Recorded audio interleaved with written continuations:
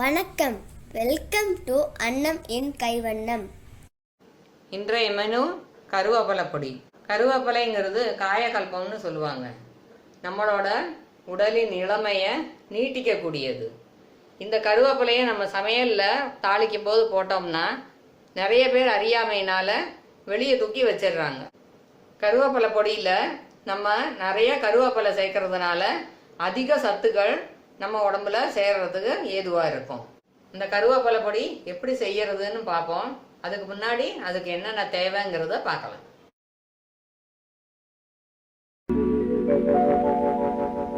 கருவேப்பிலை பொடிக்கு தேவையான பொருட்களை பார்க்கலாம். காய வச்ச கருவேப்பிலை, நிழல்ல காய வச்சு கருவேப்பிலை.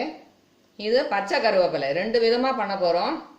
நல்லெண்ணெய், உளுத்தம்பருப்பு 1 கப்பு, மிளகா வத்தல் 1/4 கப்பு, ஜீரகம் 1/2 கப்பு, மிளகு 1/2 கப்பு, தனியா 1 ஸ்பூன், வெள்ளை எள்ளு, சுக்கு 1 ஸ்பூன், பனங்கல்கண்டு, உப்பு, பெருங்காயம்.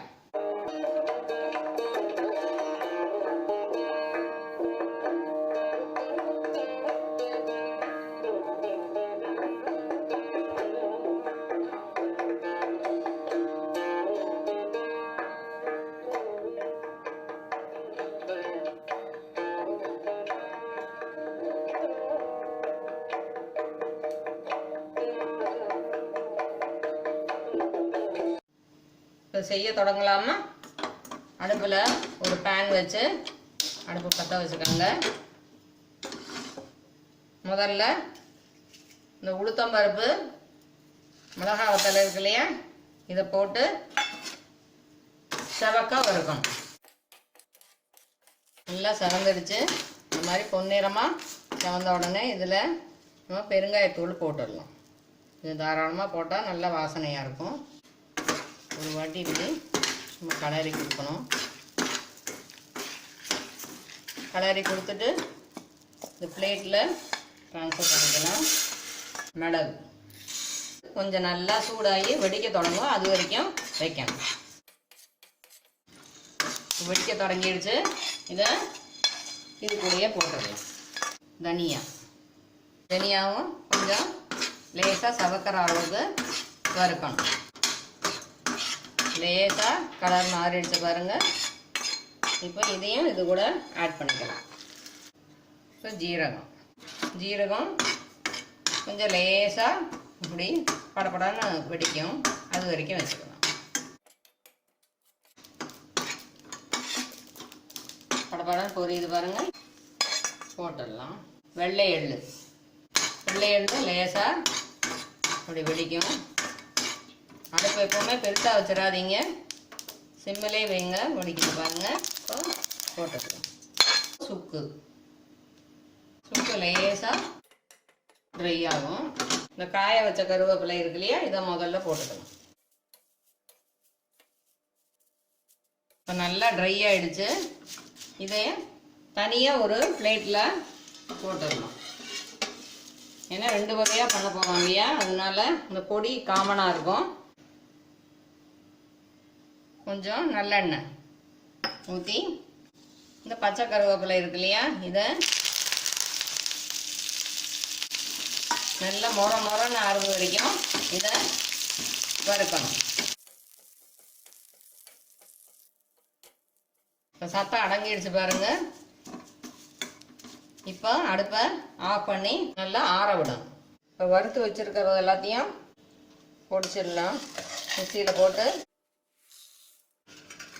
கருவேப்பிலையை தவிர மீதி எல்லாத்தையும் போடணும். பனங்கல்கண்டு, இந்த டிஷ்ஷுக்கு தேவையான உப்பு, கருவேப்பிலைக்கு சேர்த்தையே போட்டுடலாம். சாதத்தில் பெஞ்சு சாப்பிட போகிறோம், அதனால கொஞ்சம் அதிகமாகவே போட்டுக்கணும். இன்னும் அதிகமாக தேவைப்படுறவங்க போட்டுக்கோங்க. இப்போ இது நைஸாக பொடிச்சிடலாம். நைஸாக பொடிச்சிட்டோம்.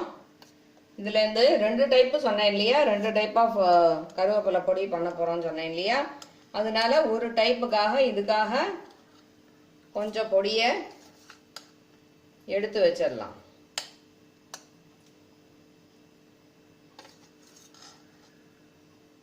இதுக்கு கால்வாசி இருக்கு இல்லையா, அதனால கால்வாசி எடுத்துட்டேன். இந்த கருவேப்பிலையை இதில் போட்டுட்டு நல்லா நைஸாக அரைச்சிடணும். திருப்பி பொடிச்சிடணும். இப்போ நல்லா பொடிஞ்சிருச்சு, நைஸாக பொடிஞ்சிருச்சு. இதை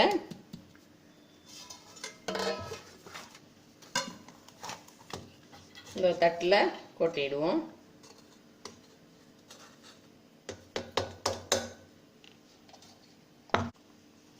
அடுத்த டைப்பு, இப்போ எண்ணெய் விட்டு பச்சை கருவேப்பிலையை வறுத்தோம் இல்லையா, அதை ஆற வச்சுருக்கோம். அதை இதில் கொட்டிடுவோம். இதையும் இப்போ நைஸாக அரைச்சிக்கலாம். பொடிச்சிட்டோம். இப்போ இதில் ட்ரான்ஸ்ஃபர் பண்ணிக்கலாம்.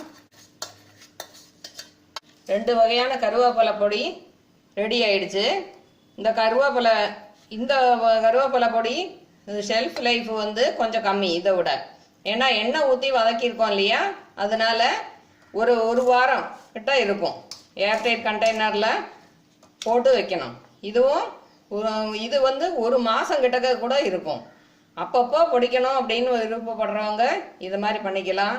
ரொம்ப நாளைக்கு பொடிச்சு வச்சுக்கணும், நமக்கு அப்பப்போ பொடிக்க டைம் கிடையாது அப்படின்னு நினைக்கிறவங்க இந்த மாதிரி பண்ணிக்கலாம். இது சூடான சாதத்தில் நெய் அல்லது நல்லெண்ணெய் ஊற்றி இதை 1 ஸ்பூன் போட்டு சாப்பிட்டோம்னாக்கா நல்லா அஜீரணம் எதுவுமே வராது.